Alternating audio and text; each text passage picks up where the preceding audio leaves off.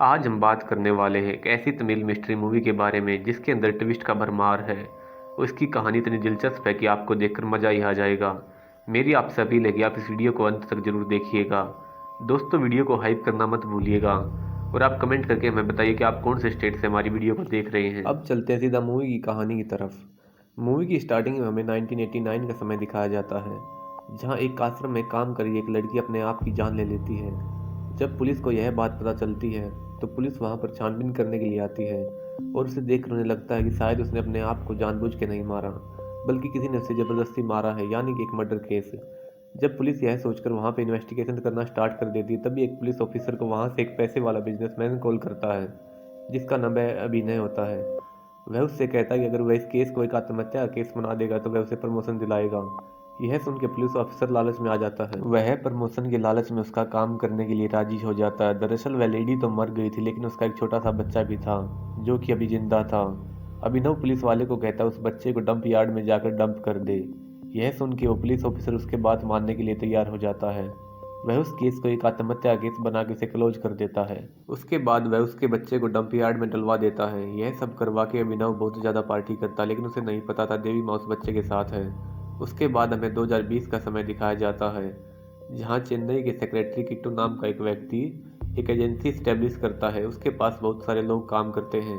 किट्टू अपनी एजेंसी में legal courts की प्रॉब्लम को हैंडल करता है। वो सारी प्रॉब्लम को सॉल्व भी कर देता है। किट्टू सिक्योरिटी में रहने वाले लोगों के साथ एक अच्छा इंट्रोडक्शन देता है, सारे काम को इजीली करवा देता है। साथ ही उसका एक अलग ही गंदा बिजनेस था। वो इलीगली लड़कियों को बिजनेसमैन को सप्लाई करता था। यहाँ तक कि पुलिस वाले उस आदमी से मदद लिया करते थे अगर उन्हें कोई प्रमोशन चाहिए था तो। उसके बाद हमें अभिनय दिखाया जाता है, जो कि अब बूढ़ा हो चुका था, लेकिन वह एक बहुत बड़ा आदमी बन चुका था। और जो किट्टू था वह अभिनय के अंडर ही काम किया करता था। अभिनय के सारे इलीगल काम वही संभालता था। किट अभिनय को किट्टू पर बहुत ज़्यादा भरोसा था। उसके घर पर आने जाने की पूरी परमिशन दी गई थी किट्टू को। उसके बाद किट्टू से मिलने के लिए एक विमल नाम की लड़की आती है। वह उसे अपनी परेशानियां बताती है और किट्टू उसको अपनी जॉब पर रख लेता है। ऐसे ही किट्टू बहुत सारी ब्रोकरिंग करता है, जिससे वह कई करोड़ों रुपए कमाते हैं। जब वह अपने प्राइवेट ऑडिटर से मिलता है तो उससे कहता है कि अब तू सिंगल मत रहे, तूने काफ़ी पैसे कमा लिए हैं, तुझे अब शादी कर लेनी चाहिए ताकि तू अपनी वाइफ के साथ सारे पैसे ट्रांसफर कर सके। किट्टू को अपने साथ काम करने वाली विमला बहुत ज़्यादा पसंद थी, इसलिए वे उसे प्रपोज करता है और वह हाँ कर देती है। इसके बाद दोनों शादी कर लेते हैं। उसके बाद हमें अगले दिन का सीन दिखाया जाता है, जहाँ पे किट्टू की ऑडिटर की बेटी प्राइवेट स्कूल में पढ़ रही होती है और वो लड़की स्विमिंग पूल में गिर के मर जाती है। दरअसल उस स्कूल का जो प्रिंसिपल था उस लड़की को रूम में ले गया था, जहाँ पर उसका शोषण किया था और उसके बाद उस स्विमिंग पूल में गिराकर मार डाला था। जब यह बात किट्टू को पता चलती है तो वह उनसे कहता कि इस बारे में कुछ भी नहीं कर सकता, क्योंकि वह बहुत ही बड़े आदमी, उनका कनेक्शन मंत्री से है।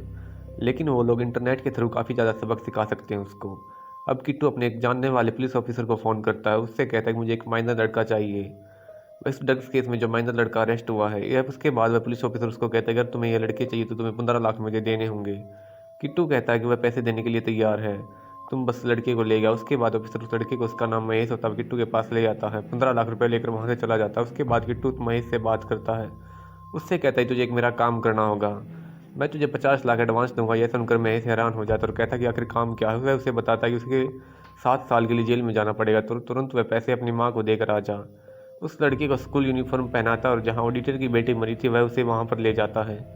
वो लड़का तुरंत उस प्रिंसिपल के रूम में चला जाता है। उससे कहता है कि मुझे आशीर्वाद दो। इसके बाद वो प्रिंसिपल के प्राइवेट पार्ट को ही काट देता है। फिर वह गुस्से में उसको जान से मार डालता है। यह बात जानने के बाद किट्टू और उसका ऑडिटर बहुत ज़्यादा खुश होते हैं, क्योंकि प्रिंसिपल को उसके किए की सज़ा मिल गई थी। उसके बाद वह अपने काम में लग जाता है और करोड़ों रुपए कमाता है, लेकिन यह करोड़ों रुपए उसने कहाँ छुपाए हैं किसी को इसके बारे में नहीं पता। एक दिन एक महिला एसपी का पीएम मूर्ति किट्टू के पास आता है। उसे बताता है कि वह जो एमपी वह उससे बहुत ज़्यादा सुनाती है। एमपी के पास 130 एकड़ ज़मीन है, वह उससे ज़मीन को बेचना चाहती है। उसके 40 करोड़ आएंगे, लेकिन जो एमपी है वह उस ज़मीन को एक जापानीज कंपनी को बेचना चाहती है, जिसके बाद उसको 800 करोड़ रुपये मिलेंगे।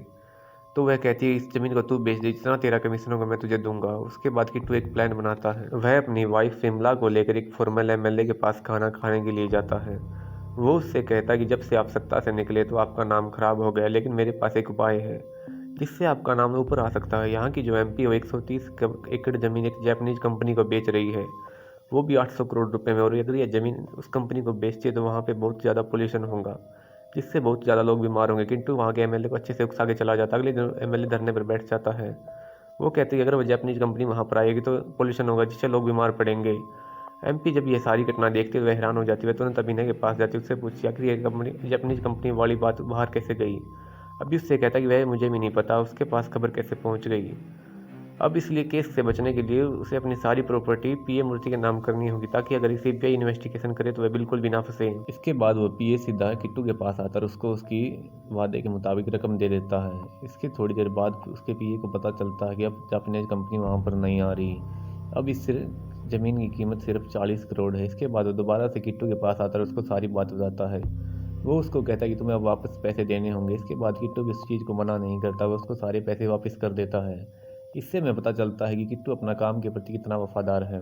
उसी टाइम एक लोअर किट्टू के सारे करप्शन के बारे में जानता है और सोचने लगता है कि आखिर एक एजेंसी चलाने वाला व्यक्ति इतने बड़े लोगों की डीलिंग कैसे करता है। उसे लगता है कि शायद किट्टू कोई आम आदमी नहीं है, इसलिए उसके बारे में जानने की कोशिश करता है। उसी प्रोसेस में उस किट्टू की सारी बातें पता चलती है और यह भी पता चलता है कि जो स्कूल का प्रिंसिपल था उसको भी उसी ने मरवाया था।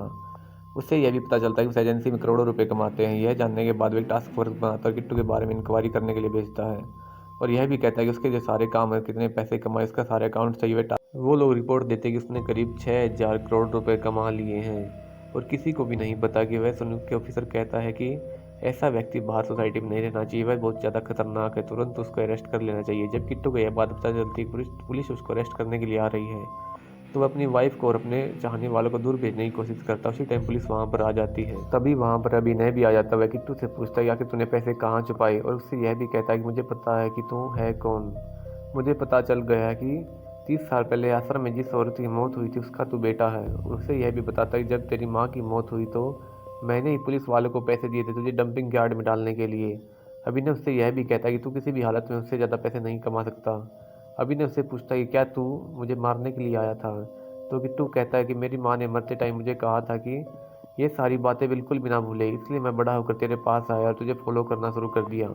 उसके बाद टास्क फोर्स वाले पुलिस किट्टू को बहुत ज़्यादा पीटते, उससे पूछते कि आखिर 6000 करोड़ रुपए कहाँ पर छुपाए हैं, लेकिन किट्टू उन्हें जवाब देने के लिए तैयार ही नहीं था। इसके बाद किट्टू के बैंक डिटेल्स चेक करते हैं, तब उन्हें पता चलता है कि इसने 600 करोड़ रुपए तो पब्लिक को ही दे दिए। इसके बाद स्टोरी पास्ट में जाती है, जहाँ में 1989 का समय दिखाया जाता है, जहाँ आश्रम में उस मरी हुई लड़की के लड़के को डंप यार्ड में डाल दिया था। लेकिन तभी एक बड़ा आदमी आया था, उसने उस छोटे बच्चे को अपने घर पर ले गया था। उस बच्चे को उसने बचपन से ही सिखाया था चाहे कुछ भी हो जाए, लेकिन बिल्कुल भी हिम्मत नहीं हारनी। इस आश्रम में बहुत सारे इलीगल काम हो रहे थे, इसके वजह से यह आश्रम बंद हो गया था। उसके बाद यह कोर्ट केस में चला गया था। वह आदमी किट्टू को पालता, उसकी माँ के बारे में सब कुछ बताता, उससे यह भी बताता उसकी माँ को मारने वाला आदमी कौन था। वह उससे कहता है कि उस आदमी को कभी भी न भूले। एक दिन पुलिस उस बड़े आदमी को पकड़ के ले जाती है और स्टेशन में जाकर उसे बहुत ही बुरी तरह पीटते हैं, जिससे उसकी मौत हो जाती है। उसके बाद से किट्टू अकेला पड़ गया था, वह चेन्नई आ गया था, वह धीरे धीरे सेक्रेटरी बन गया था। उसके बाद उसने बहुत सारे पैसे कमाए, उसके सारे प्रोजेक्ट प्रेजेंट में आती हैं। यह सारी बातें टास्क फोर्स का हेड जान लेता है।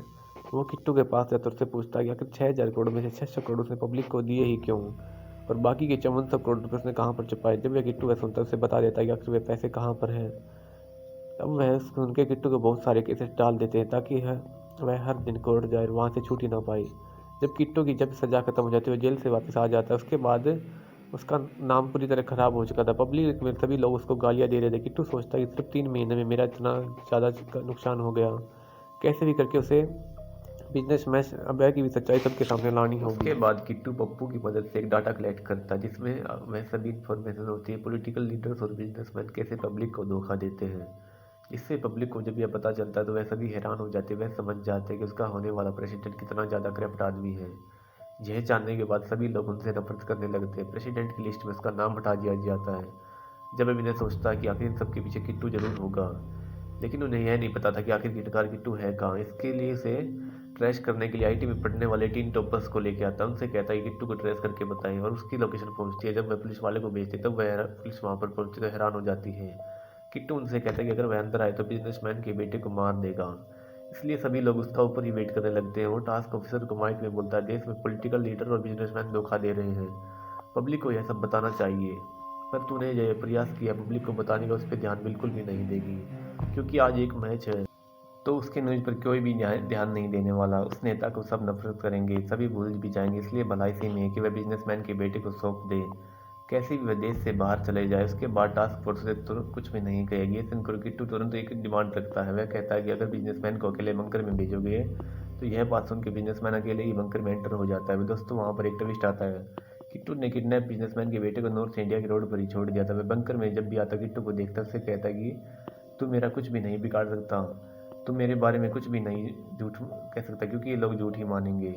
उससे यह भी कहता कि वह जहाँ यहाँ पर अकेला ही नहीं है, कि बल्कि सारे देश के सारे लीडर्स व्यापारी वे पब्लिक को पागल समझते हैं। लेकिन यहाँ पर अभिनय खुद को ज़्यादा ही समझदार समझने लगा था, क्योंकि कुट्टी ने पहले ही वहाँ पर लाइव कैमरा लगाए हुए थे, जिसके बाद वह अभिनय जो भी बोल रहा था वहाँ पर वह सारे लोग, पूरे देश के लोग उसको सुन रहे थे। धीरे धीरे हर जगह अभिनय के बारे में बुरी बातें सुनने लगती हैं, लोग अभिनय से नफरत करने लगते हैं। इसी के साथ किट्टू का बदला भी यहाँ पर पूरा हो जाता है और अभिनय पूरी तरह से बर्बाद हो चुका था। यहाँ पर इस मूवी की एंडिंग हो जाती है। अगर आपको ये मूवी पसंद आई तो चैनल को सब्सक्राइब कर दीजिएगा।